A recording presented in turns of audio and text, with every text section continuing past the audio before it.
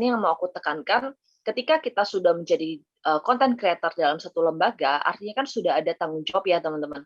Jadi nggak bisa tuh sembarangan mau upload berita yang nggak valid di Kompas TV. Nah itu tanggung jawabnya luar biasa, itu bakal diserbu sama netizennya Kompas TV gitu. Nah jadi memang harus riset, harus hati-hati untuk mengupload sebuah berita. Oke? Ya, ini dia.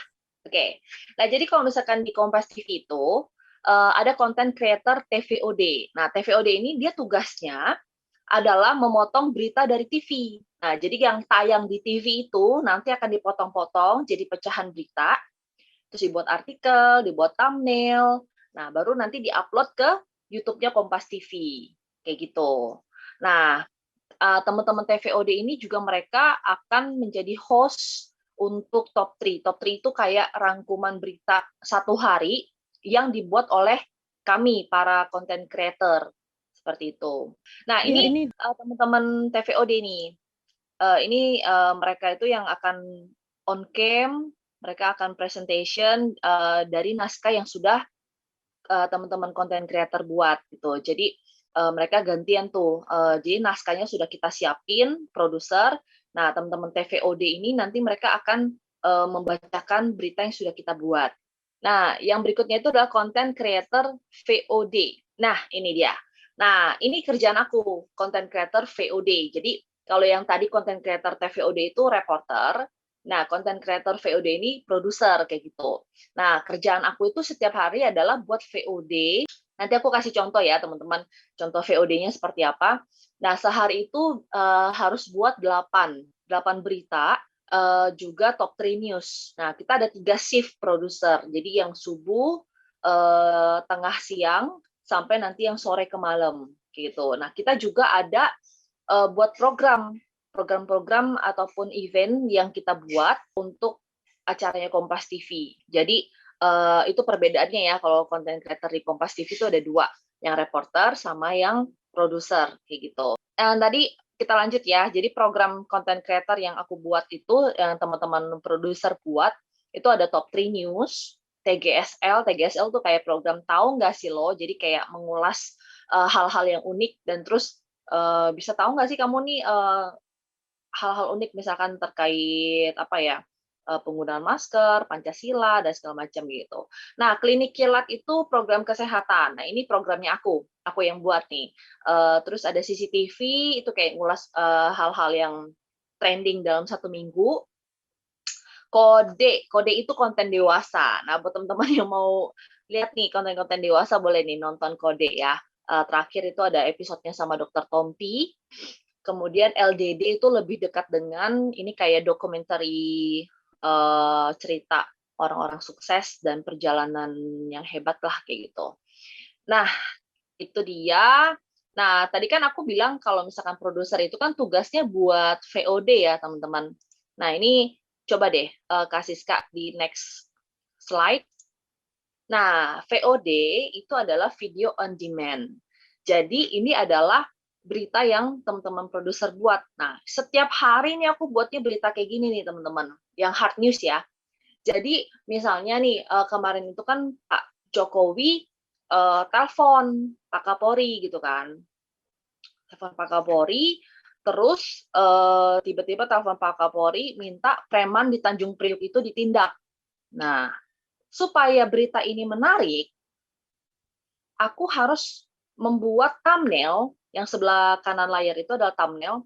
Gimana caranya begitu orang lihat thumbnail ini, dia pasti akan klik kayak gitu. Nah, teman-teman kalau misalkan di YouTube juga pasti lihat dong, thumbnailnya seru nih gitu kan, clickbait gitu. Nah, itu yang aku buat teman-teman setiap hari sebagai content creator di Kompas TV seperti itu. Nah, ini pasti pada kenal nih Bu Risma. Jadi di VOD ini Bu Risma datengin warga yang dipotong uang bansosnya. Jadi dari 600.000 dipotong 50.000. Terus si Bu Risma bilang dipotong 50.000 banyak sekali gitu kan. Terus dia marah-marah kan gitu. Jadi aku bilangnya aja, Mensos ngamuk gitu kan. Bansos warga dipotong 50.000, dan itu waktu aku tayangin ini memang masih 800.000 ya, tapi sekarang udah naik sih, udah hampir mau 1 juta lebih gitu, views-nya dari VOD ini.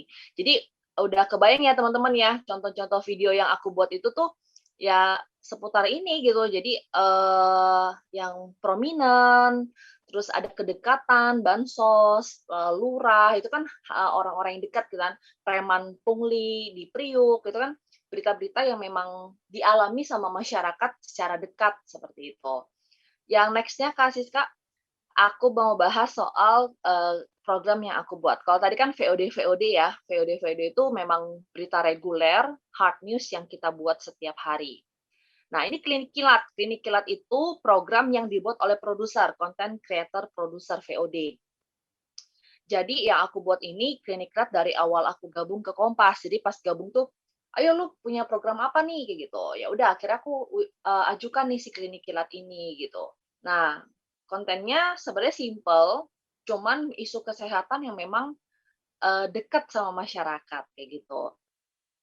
Jadi kemarin itu aku sempat juga bawain program lebih dekat dengan, dan itu perdananya itu sama Wakil Dubes Amerika dengan Ibu Heather Faryava. Ternyata orangnya asik banget. Sebelumnya aku juga deg-degan, aduh bisa nggak ya wawancara beliau gitu. Ternyata bahasa Indonesianya tuh lumayan gitu. Cuman memang ada beberapa pertanyaan termasuk terkait Joe Biden, dia pengennya dijawab. Nah, ini dia. Jadi kalau tadi teman-teman kan lihat ada teks yang ada di videonya ya. Nah, jadi aku tulis tuh momen Hotman Paris, sibuk semprot disinfektan ke wartawan. Terus Menko Polhukam Mahfud MD bincang santai dengan Hotman Paris. Jadi keterangannya di mana sama seperti kita bikin naskah berita, cuman ini dibuat singkat, padat, jelas dalam satu tampilan di video kayak gitu. Nah, jadi nanti di sisi kanannya itu adalah arahan untuk editor. Jadi pengen musiknya yang lucu ya, kayak gitu. Terus roll aja shot pertemuannya Mahfud sama Hotman. Nah, jadi aku minta dia untuk roll terus tuh saat si Hotman semprot-semprot disinfektan, kayak gitu sih contohnya. Setelah itu, ini kita kasih ke editor. Nah, ini adalah contoh naskah yang harus diupload di sistem. Nanti akan terpublish di YouTube dan beberapa platform media sosialnya Kompas TV. Nah, minimal itu kita harus input 1.000 karakter. Kayak gitu. Jadi, aku sih sebenarnya enggak yang naskahan banget ya, maksudnya ada kan orang yang suka ngetik panjang, lebar. Kalau aku bikin naskah itu lebih kayak to the point aja sih. Minimal ketika kamu baca awal dari naskahku tuh udah, oh cerita tentang ini gitu. Jadi aku nggak suka yang bertele-tele dari awal ceritain dulu bla bla bla bla baru ke intinya kayak gitu. Ya udah. Oke. Nah ini teman-teman editor, jadi mereka akan mendapatkan orderan dari produser ataupun dari reporter, terus mereka akan edit sesuai dengan skrip yang sudah aku buat tadi, kayak gitu. Jadi thumbnail-nya, terus skrip VOD-nya, dan itu durasinya kalau misalkan sama soundbite, ya bisa 5-10 menit, atau kalau misalkan skrip doang, itu biasa 1 menit yang buat di-upload di Instagram-nya Kompas TV. Kayak gitu. Nah, ini ruang kerjanya kita. Kita cuman kayak ada satu blok doang, tapi ya di situ kita kerjanya. Yang SEO ini mungkin teman-teman tahu namanya Search Engine Optimization. Jadi kalau judul-judul yang tadi aku bilang tuh, yang ada Pak Kapolri, Pak Jokowi, Bobi Nasution, Bu Risma, Pak Andika.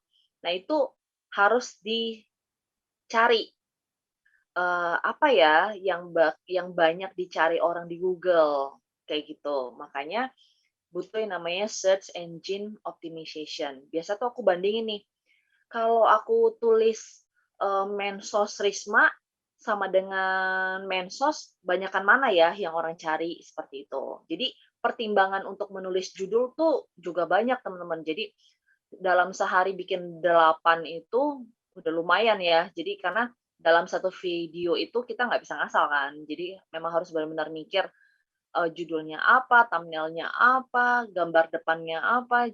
Jadi benar-benar mikir sampai A sampai Z tuh untuk mengupload satu berita. Oke, berikutnya Kak. Nah ini tadi aku bilang ya, sumber risetnya itu bisa dari mana aja sih? Bisa dari Google, bisa dari CrowdTangle, di Facebook.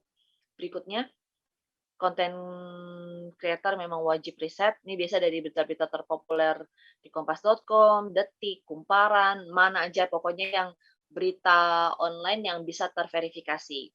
Jadi nomor satu tuh kalau misalnya mau buat berita, harus riset. Kayak gitu sih.